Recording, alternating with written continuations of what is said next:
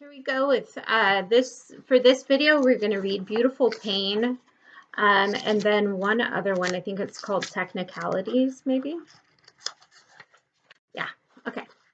So this is the chapter where, like, if we were at school, I would feel awkward reading this to you, and I'd probably make one of the boys read it, because in this chapter, Celia goes to see Marco at his apartment. Remember, when he came to visit her, he gave his card to her and said, if you're ever in London and you need a distraction, come see me. So they're going to do a distraction today in this chapter. So bear with me. I'm going to try to be a grown-up about it. Okay. Beautiful Pain. Marco's flat was once plain and spare, but now it is crowded with an assortment of mismatched furniture. Pieces that Chandrash became bored with at one point or another and were adopted into this purgatory instead of being discarded entirely. There are too many books and not enough shelves to hold them, so they sit piled on antique Chinese chairs and sari-wrapped cushions. The clock on the mantel is a Herthian creation, adorned with tiny books, flipping through their pages as the seconds tick toward 3 o'clock in the morning. Okay, so I want to point out quickly that this is the same night that Mr. Thiessen was killed. And so basically we're going to see Celia come to see Marco on this same night. She's obviously going to be very distraught because her friend has just been killed. The larger books on the desk are moving at a less steady pace as Marco goes back and forth between handwritten volumes, scrawling notes and calculations on loose sheets of paper. Over and over, he crosses out symbols and numbers, discards books in favor of others, and then returns to the discarded ones again. Okay, he is going through his notes and his records, crossing out symbols, taking notes. My guess is that he is probably trying to figure out a way to get himself, or maybe how to get Celia, out of the circus, okay, because all heck is breaking loose. The door of the flat opens of its own volition, locks falling open and hinges swinging wildly. Marco jumps from his desk, spilling a bottle of ink across his papers. Celia stands in the doorway, stray curls escaping her upswept hair. Her cream-colored coat hangs unbuttoned, too light for the weather. Only when she moves into the room, the door closing automatically and locking with a series of clicks behind her, does Marco notice that beneath her coat, her gown is covered with blood. What happened? He asks, the hand that had been moving to the right of the bottle of ink halting in midair. You know perfectly well what happened, Celia says. Her voice is calm, but already the ripples are beginning to form in the dark surface of the ink pooled on the desk. Are you all right? Marco asks, trying to move closer to her. I most certainly am not all right, Celia says, and the bottle of ink shatters, raining ink over the papers and splattering Marco's white shirt sleeves, falling into invisibility on his black vest. His hands are covered in ink, but he is still distracted by the blood on her gown. Scarlet screaming across the ivory satin and vanishing behind the black velvet fretwork that covers it like a cage. Celia, what did you do? He asks. I tried, Celia says. Her voice breaks on the words so that she has to repeat herself. I tried. I thought I might be able to fix it. I've known him so long that maybe it would be like setting a clock to make it tick again. I knew exactly what was wrong, but I couldn't make it right. It was so familiar, but it didn't work. The sob that has been building in her chest escapes. Tears that she has been holding back for hours fall from her eyes. Marco rushes across the room to reach her, pulling her close and holding her while she cries. Okay, so Celia went to her friend, to, her Thiessen, and she tried to fix him because she does have some experience with healing living things, but she was not successful. I'm sorry, he says, repeating it in a litany over her sobs until she calms, the tension easing in her shoulders as she relaxes into his arms. He was my friend, she said quietly. I know, Marco says, wiping away her tears and leaving smudges of ink across her cheeks. I am so sorry. I don't know what happened. Something threw off the balance and I cannot figure out what it was. It was Isabel, Celia says. What? The charm Isabel put over the circus, over you and me. I knew about it. I could feel it. I didn't think it was doing much of anything, but apparently it was. I don't know why she chose tonight to stop. Marco sighs. She chose tonight because I finally told her that I love you, he says. I should have done it years ago, but I told her tonight instead. I thought she took it well, but clearly I was wrong. I haven't the slightest idea what Alexander was doing there. He was there because I invited him, Celia says. Why would you do that? Marco asks. I wanted a verdict, she says, tears springing to her eyes again. I wanted this to be over so I could be with you.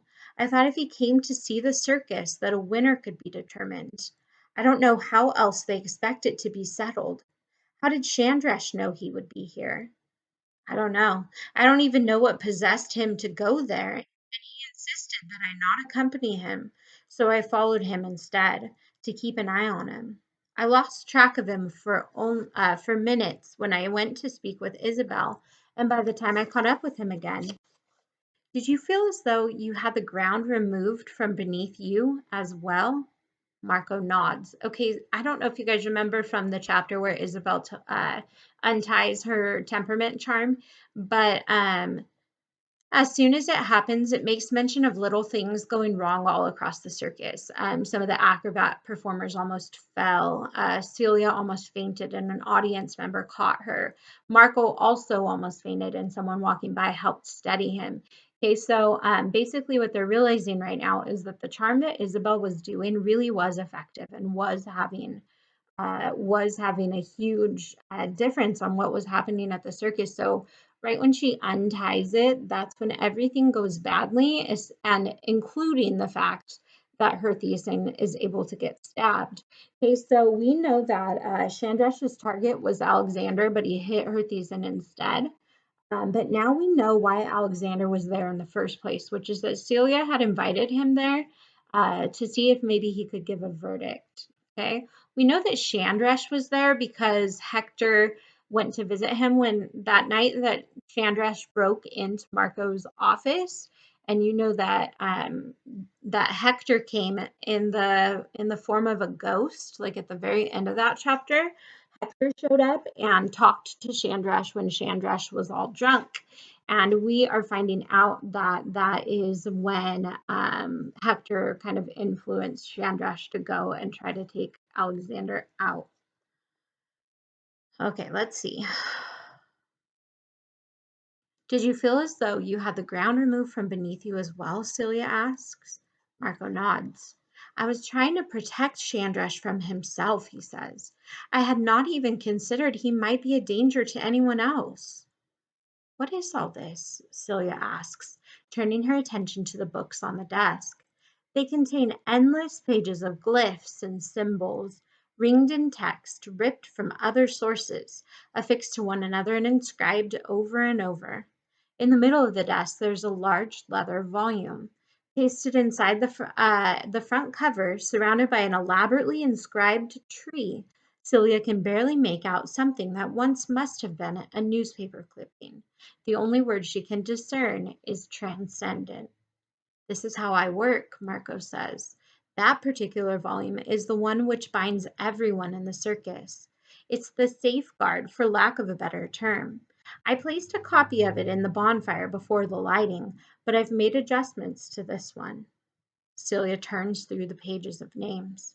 She pauses at a page that holds a scrap of paper bearing the looping signatures of Laney Burgess next to a space where an equal-sized piece has been removed, leaving only a bright blank void. Okay, we can assume that that was where Tara's paper was, and obviously Marco removed it after she passed away. Celia, hold on. I should have put her Thiessen in there, Marco says. I never even thought of it. If it had not been him, it would have been another patron. There is no way to protect everyone. It's impossible. I'm sorry, he says again. I did not know Herr Thiessen as well as you, but I did admire him and his work. He showed me the circus in a way I had not been able to see it before, Celia says, how it looked from the outside. We wrote letters to each other for years. I would have written you myself if I could put down in words everything I want to say to you. A sea of ink would not be enough. But you built me dreams instead, Celia says, looking up at him. And I built you tents you hardly ever see. I have had so much of you around me always, and I have been unable to give you anything in return that you can keep. I still have your shawl, Marco says. She smiles softly when she closes the book. Beside it, the spilled ink seeps back into its jar, the glass fragments reforming around it.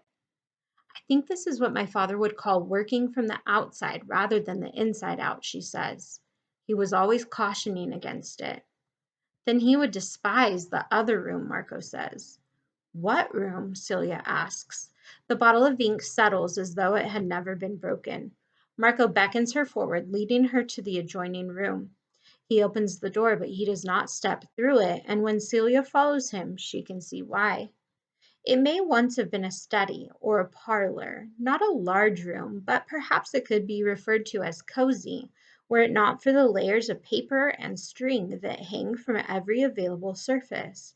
Strings hang from the chandelier and loop over to the tops of shelves. They tie back upon each other like a web cascading from the ceiling. On every surface, tables and desks and armchairs, there are meticulously constructed models of tents, some made from newspaper, others from fabric, bits of blueprints and novels and stationery, folded and cut and shaped into a flock of striped tents, all tied together with more string in black and white and red. They are bound to bits of clockwork, pieces of mirror, stumps of dripping candles. In the center of the room, on a round wooden table that is painted black but inlaid with light stripes of mother of pearl, there is a small iron cauldron. Inside it, a fire burns merrily, the flames bright and white, casting long shadows across the space. Celia takes a step into the room, ducking to avoid the strings that hang from the ceiling. The sensation is identical to entering the circus, even down to the scent of the caramel lingering in the air. But there is something deeper beneath it, something heavy and ancient underlying the paper and string. Marco stays in the doorway as Celia navigates carefully around the room, mindful of the sweep of her gown as she peers into tiny tents and runs her fingers delicately over the bits of string and clockwork. This is very old magic, isn't it? She asks. It's the only kind I know, Marco responds. He tugs a string by the doorway and the movement reverberates throughout the room, the entire model circus sparkling as bits of metal catch the firelight. Though I doubt it was ever meant for this purpose. Okay, so inside of the room that he takes Celia to see, it's like Marco has this almost like model of the circus, maybe like he has all the tents, he has them all tied together with different pieces of clockwork and different types of magic. And she comes in and she's like, wow, this is really old magic. And he says, well, that's the only kind of magic I know how to do because that's what Alexander taught him. Okay, so she's going to actually find her own tent in the model. Celia pauses at a tent containing a tree branch covered in candle wax. Orienting herself from there, she locates another, gently pushing open the paper door to find a ring of tiny chairs representing her own performance space. The pages that comprise it are printed with Shakespearean sonnets. Celia lets the paper door swing closed.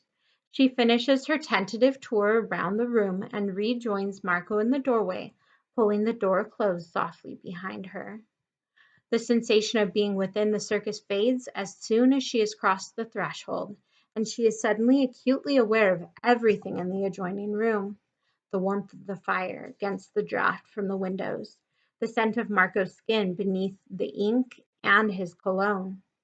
Thank you for showing me that, she says. I take it your father would not approve, Marco asks. I don't particularly care what my father approves of any longer. Celia wanders past the desk and stops in front of the fireplace, watching the miniature pages turning through time on the clock upon the mantel. Next to the clock there sits a solitary playing card, the Two of Hearts. It bears no sign that it was once pierced with an Ottoman dagger, no evidence that Celia's blood has marred its surface, but she knows that it is the same card. Okay, so when we first saw Chandrash, I'm sorry, I keep getting the names mixed up. When we first saw Marco and Celia together alone, it was at Chandrash's house. It was on that time that he took her for a tour around the house. I don't know if you remember, but they went into the gaming room and they were showing each other what kind of magic they could do. And that was when Celia, remember, she put her hand down on the table and she stabbed a knife through it. And when she lifted it up, there was a playing card stuck to her palm. Okay, that was the Two of Hearts. And Marco mended it and kept it. Okay, so he's had it all this time. He's been holding on to it. I could speak with Alexander, Marco suggests. Perhaps he saw enough to provide a verdict, or this will result in some sort of disqualification. I'm certain he thinks me a disappointment at this point. He could declare you the win. Stop, Celia says without turning. Please stop talking. I don't want to talk about this damn game. Marco attempts to protest, but his voice catches in his throat. He struggles against it, but finds he is unable to speak. His shoulders fall in a silent sigh. I am tired of trying to hold things together that cannot be held, Celia says when he approaches her, trying to control what cannot be controlled. I am tired of denying myself what I want for fear of breaking things I cannot fix. They will break no matter what we do.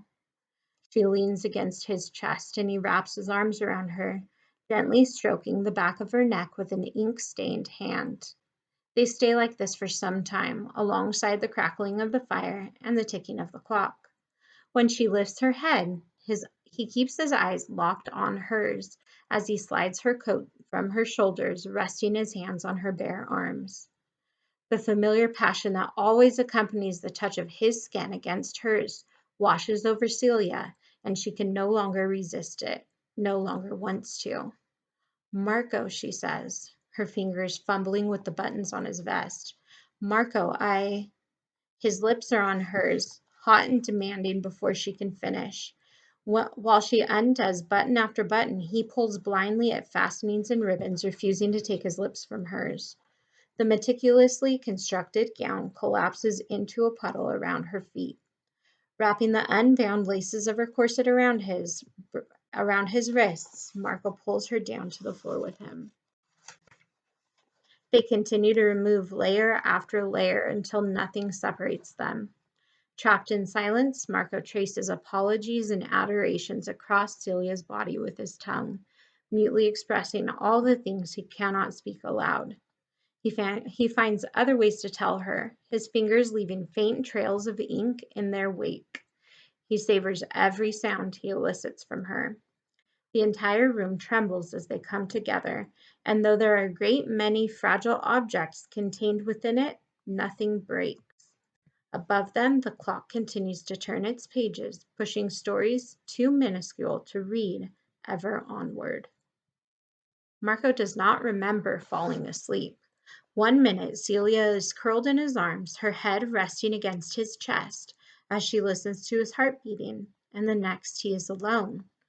The fire has died down to smoldering embers. The gray dawn creeps in through the windows, casting soft shadows. Upon the Two of Hearts on the mantel there sits a silver band engraved in Latin. Marco smiles, slipping Celia's ring onto his pinky alongside the scar on his ring finger. He does not notice until later that the leather-bound safeguard that had been on his desk is gone. Okay, so after they have their little distraction, they fall asleep together and Celia sneaks out while he is sleeping. She's taken his notebook, okay, and she didn't say goodbye. So that's pretty dirty considering what just happened between the two of them. All right, so here we go with part 4 of the book. It's called Incendiary. We have another quote from Friedrich Thiessen on this page. It says, "There are tents I am certain that I have not discovered in my many visits to the circus. Though I have seen a great deal of the sights, traveled a number of the available paths, there are always corners that remain unexplored, doors that remain unopened." Friedrich Thiessen, 1896. All right, so here we go with the chapter called Technicalities. This is the same night, like the same night right after what just happened between Celia and Marco. In fact, we get to see Celia's side of her leaving without waking him up. Celia wishes she could freeze time as she listens to the steady beat of Marco's heart against the ticking of the clock. To stay forever within this moment, curled in his arms, his hands softly stroking her back. To not have to leave. She only succeeds in slowing Marco's heartbeat enough that he falls deeply asleep. She could wake him, but already the sky outside is brightening, and she dreads the thought of saying goodbye. Instead, she kisses him gently on the lips and quietly dresses as he sleeps. She takes her ring from her finger and leaves it on the mantel, resting between the two hearts emblazoned on the playing card. She pauses as she puts on her coat, looking at the books scattered across the desk. Perhaps if she better understood his systems, she could use them to make the circus more independent, to take some of the weight off of herself, allowing them to be together for more than a few stolen hours without challenging the rules of the game.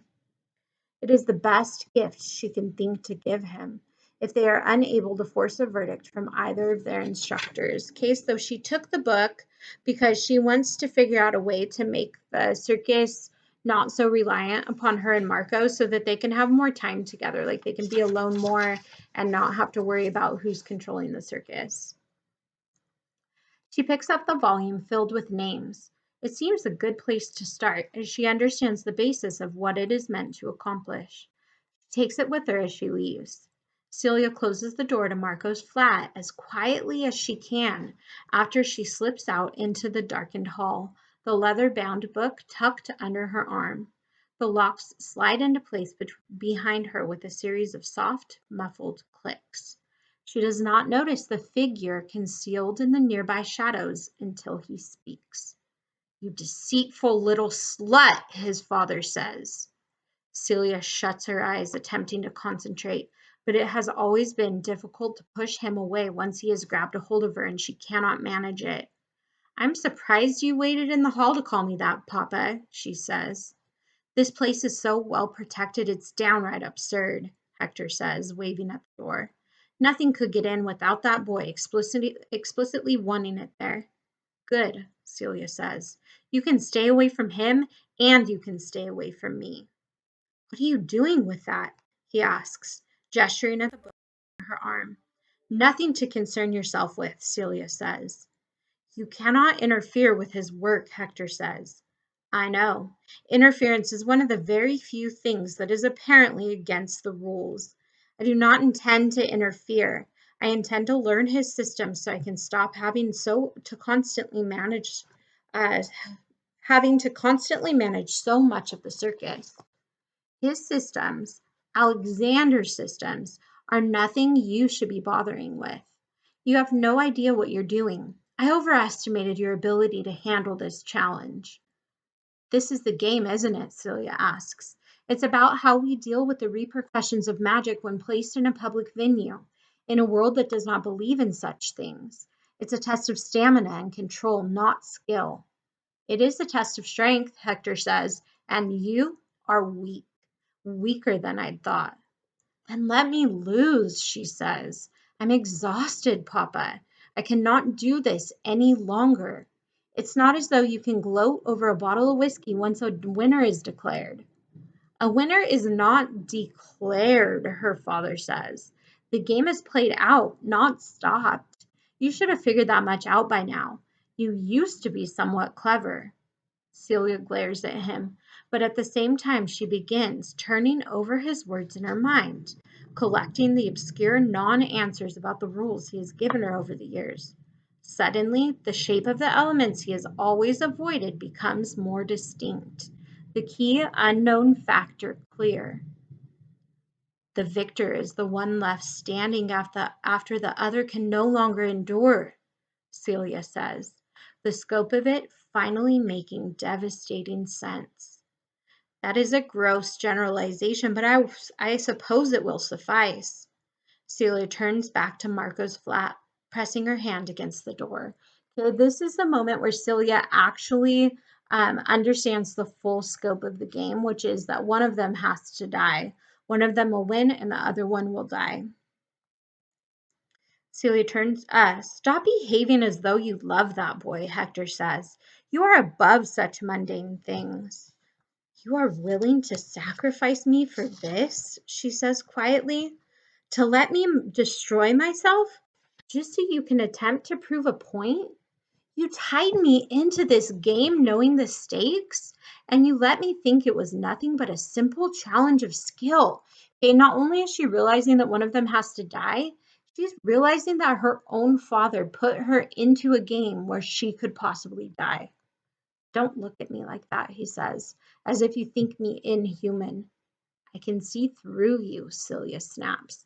It is not particularly trying on my imagination. It would not be any different if I were still as I was when this started. And what happens to the circus after the game? Celia asks.